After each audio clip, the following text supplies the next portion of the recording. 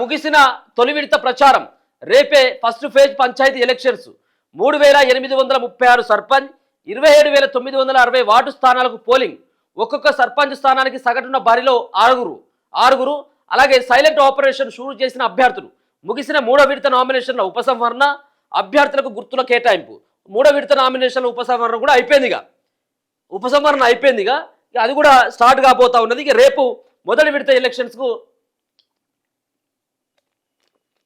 విడత ఎలక్షన్స్ రేపే జరగబోతా ఉన్నాయి 3836 గ్రామ పంచాయతీలకు అండ్ 27960 వార్డు స్థానాలకి ఎన్నికలు జరగబోతా ఉన్నాయి ఇక అయిపోయిందిగా కాళ్ళు ఏళ్ళు గదవలు పట్టుకుని అయిపోయిందిగా ఇప్పుడు నడిచేదంతా ఒకటే జేబులో ఉన్నటువంటి పైసలు తీసి ఓటర్ల చేతిలో పెట్టుడు మాత్రం మిగిలిపోయింది అది విజయవంతంగా నిన్న నుంచే కొనసాగుతుంది ఇక నిన్న ఇక ఇవాళ రాత్రికి అయితే ఇక పొలిగా ఎందుకంటే రేపు పొద్దున తెల్లారులైతే ఎలక్షన్సే కదా ఇక ఎలక్షన్సే తెల్లారి ఎలక్షన్స్ అంటే ఇక రేపు ఒక 4-5 గంటలకి ఇక ఎవరు గెలుస్తారు అనేది ఇక కన్ఫర్మ్ అయిపోతుంది రేపు సాయంత్రం వరకు క్లోజ్ మొదటి విడతలో ఈ 2836 గ్రామ పంచాయతీల్లో సర్పంచ్ ఎవరు గెలుస్తారు అనేది డిసైడ్ అయిపోతుంది రేపే ఎలక్షన్స్ 1 గంట వరకు మాత్రమే ఎలక్షన్స్ ఉంటుంది పొద్దున 6 నుంచి 7 గంటల నుంచి స్టార్ట్ 7 అనుకుంటా 7 గంటల నుంచి స్టార్ట్ రేపు ఉదయం అది 1 గంట వరకు క్లోజ్ అయిపోతుంది మరి 5 గంటల వరకు ఉంటుందంటే 5 గంటల కంటే మరి అది ఆ ఎన్నికలు ఎమ్మెల్యే ఎలక్షన్స్ వీటికి ఉంటాయి కానీ వీటికి ఉండదు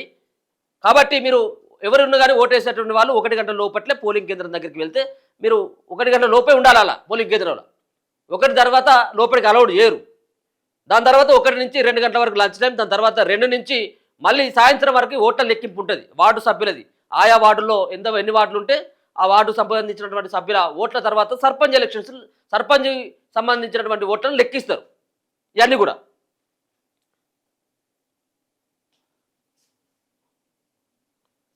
ఇదంతా ఊర్లలో ఒక పండుగ జరుగుతుంది ఇక ఎందుకంటే ఇక ఇన్ని రోజుల ప్రచారం వేరు ఇక ఇయాటి ప్రచారం వేరుగా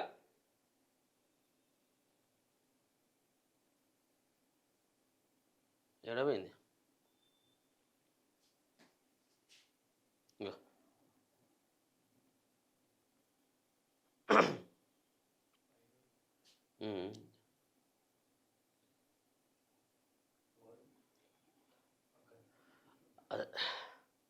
సో ఇవన్నీ కూడా మైకులు గీకులు అన్నీ బంద్ అయిపోయినాయి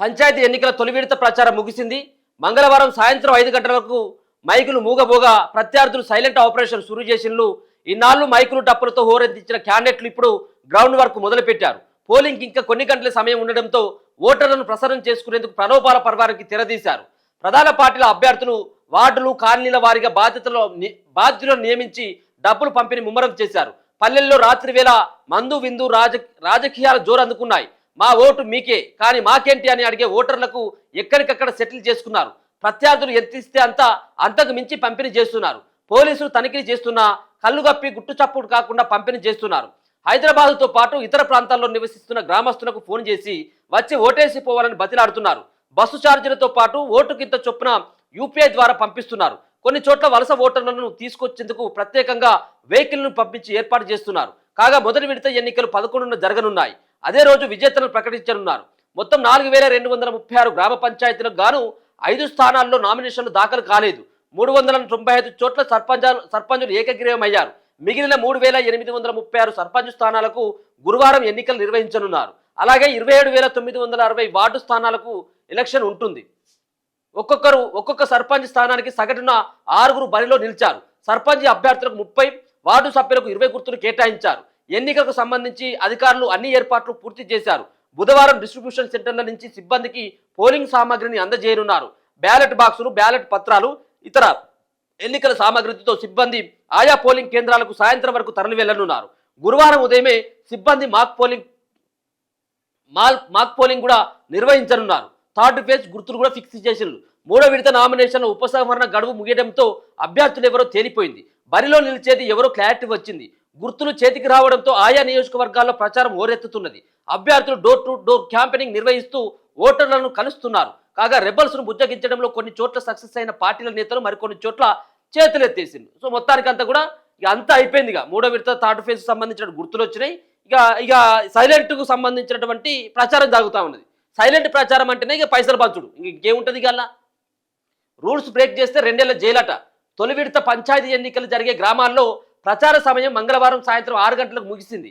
ఎవరైనా నిబంధనలు ఉల్లంఘించి ప్రచారం చేస్తే క్రిమినల్ కేసులు నమోదు చేస్తామని రాష్ట్ర ఎన్నికల సంఘం ఎస్సీసీ హెచ్చరించింది.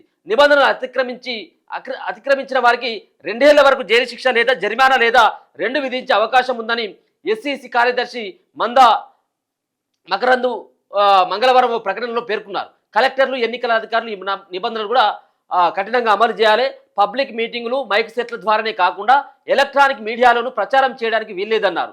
టీవీ ఛానల్స్, రేడియోలు, ఇతర సోషల్ మీడియా మాధ్యమాల్లోనూ రాజకీయ ప్రకటనలు ప్రచారం బంద్ చేయాలని సూచించారు.